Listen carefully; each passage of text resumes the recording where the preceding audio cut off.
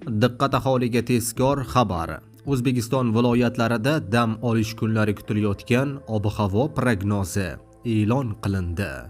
Assalomu alaykum aziz tomoshabinlar.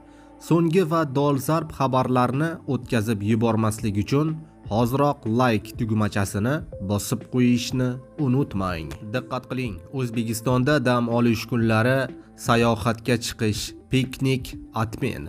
Toshkentda momaqaldiroq yaqinlashmoqda. Tog'larda esa sel xavfi e'lon qilindi.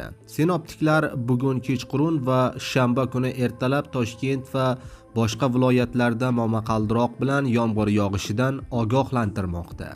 Tog'oldi va tog'li hududlarda yog'ingarchilik kuchli bo'ladi.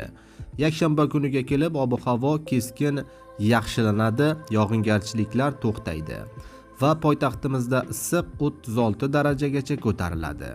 Janubiy viloyatlarda esa +39 daraja ob-havo bo'lishi prognoz qilinmoqda. Aziz do'stlar, videorolikka like bosib, videoni yaqinlaringizga ham yuborib qo'ying.